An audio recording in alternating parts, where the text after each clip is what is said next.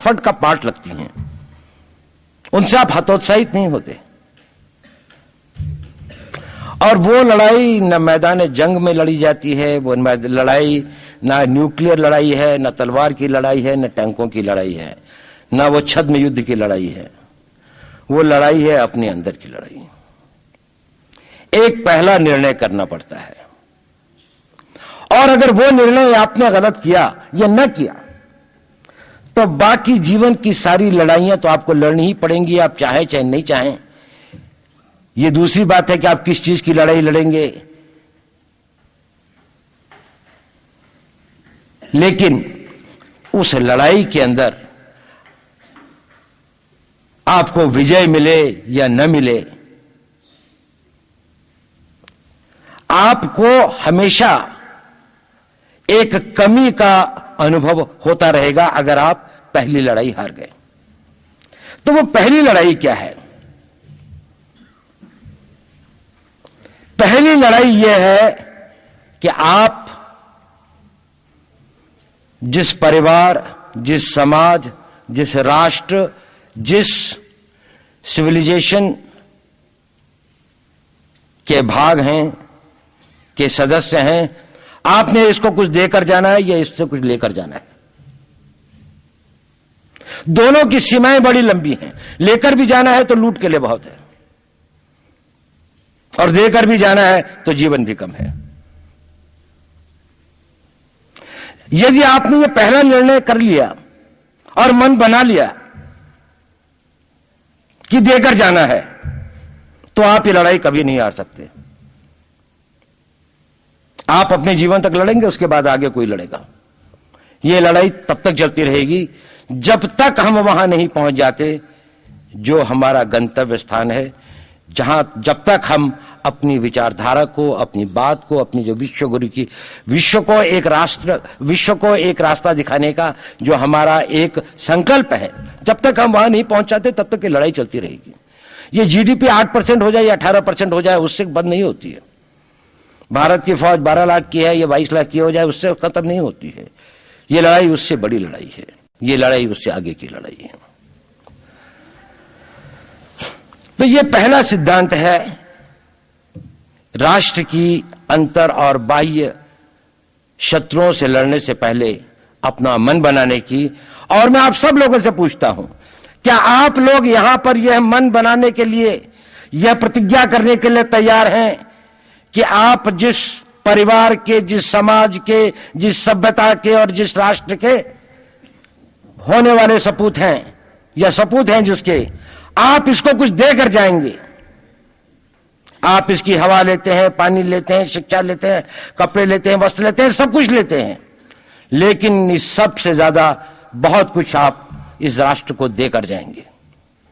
लेना तो है, पर इसीलिए लेते हैं ताकि सक्षम हो सकें, शक्तिशाली हो सकें, इतने मजबूत हो सकें कि देने के लायक अपने आप को मजबूत कर सकें। आप लेते हैं अपने आप को शारीरिक रूप से शक्तिशाली बनाने के लिए, आप लेते हैं अपने आप को मानसिक रूप से शक्तिशाली बनाने के लिए, आप ज्ञान लेते हैं अपने आप को आत्मिक रूप से शक्तिशाली बनाने के लिए। लेकिन ये सब आप इसलिए लेते हैं कि किसी न किसी दिन, किसी न किसी रूप में मैं इस देश को वो देकर जाऊंगा कि जिससे इस देश का, इस राष्ट्र का, इस सभ्यता का, इस धर्म का एक नया आयाम स्थापित हो, एक नया बेंचमार्क स्थापित हो कि जहां तक आप इसको ले गए, आगे से ले जाने वाले रिले रेस के अंदर में आपने इतनी लीड दी अपनी टीम को कि आगे जाने वाली टीम इसको आगे बहुत ले जा सकती है। मैं आपको शक्ति का दूसरा सिद्धांत बताता हूं। मुझे नहीं मालूम कि यह सिद्धांत मुझे बताना चाहिए या नहीं, मुझे यह भी नहीं मालूम कि यह सही है या नहीं, लेकिन क्योंकि मैं इसको मानता हूं और मुझे मालूम है कि इसके बारे में कई लोग जिनके हायर मॉरल वैल्यूज हैं शायद न भी समझते हो या न भी वो रखते हो, लेकिन एक मेरा विचार है, चाहे तो इस पर विचार करें। सब नहीं तो कुछ न कुछ लोगों को शायद इस विचार से कुछ सोचने की और कुछ करने की प्रेरणा मिलेगी। इतिहास दुनिया की सबसे बड़ी अदालत है। इससे बड़ी अदालत कोई नहीं है। सुप्रीम कोर्ट में क्या हुआ, हाई कोर्ट में क्या हुआ, लड़ाई के मैदान में क्या हुआ, इलेक्शंस में क्या हुआ, ये सब बातें आती हैं चली जाती हैं, बाद में रह जाता है केवल इतिहास।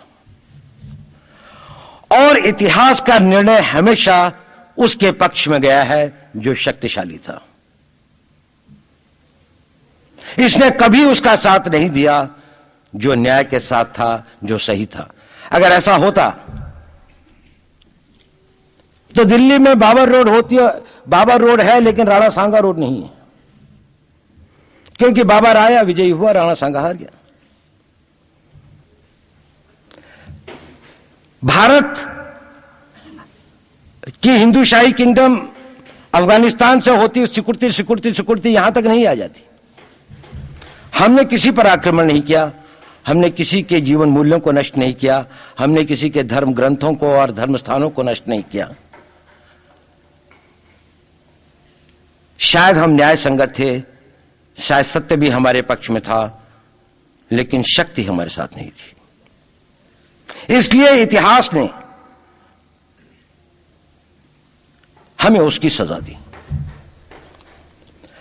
इतिहास ने हमेशा उनको सजा दी जिन्होंने विचारों को कर्म से और न्याय को शक्ति से अधिक महत्व दिया। अब मैं ये नहीं कह रहा हूं कि उसको उसकी तिलांजलि कर देनी चाहिए, ये नहीं है कि न्याय का अपना महत्व नहीं है, लेकिन यदि कॉन्फ्लिक्ट ऑफ इंटरेस्ट हो तो शक्तिशाली बनना ज्यादा आवश्यक है। भारत धर्मगुरु भी तभी बनेगा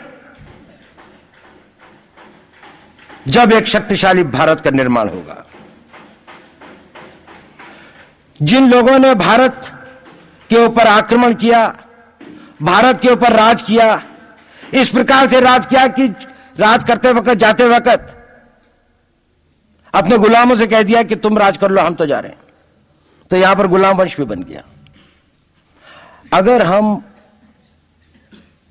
लड़ाई के वॉरफेयर के उसूलों से देखें कि किसी भी राष्ट्र की जो कॉम्प्रिहेंसिव स्टेट पावर होती है, किन चीजों से वो लड़ाई लड़ता है, जिसको हम कहते हैं कि ये शक्तिशाली है और दूसरा शक्तिशाली नहीं है, क्या वो अवयव होते हैं उसके, क्या घटक होते हैं उसके। तो भारत के पास जनशक्ति, धन शक्ति, ज्ञान की शक्ति, टेक्नोलॉजी की शक्ति, और जिन लोगों ने आक्रमण किया उनकी शक्ति को अगर हम ये देखें तो शायद 1 और 1000 का अनुपात भी नहीं होता। लेकिन उसके बाद भी हम वो नहीं कर पाए। और ये प्रश्न भी किसी ने पूछा, उस पर मैं आऊंगा बाद में। निवेदिता जी ने उसका बहुत अधिक उत्तर दिया, बहुत अच्छा उत्तर दिया था कि क्या कारण है, किसके कारण भी हम लोग इस लड़ाई में इतिहास ने हमारा साथ या हमारे पक्ष में न्याय नहीं दिया। क्या कारण है कि कश्मीर में हम लड़ रहे हैं, जिन्होंने हमारे ऊपर आक्रमण हो रहा है, हमारे ऊपर बाहर से लोग आकर वायलेशन हमारे बॉर्डर का करते हैं, इन्फिल्ट्रेटर्स हमारे यहां आते हैं, जबकि पूरा का पूरा कश्मीर भारत का भाग है, अभिन्न भाग है।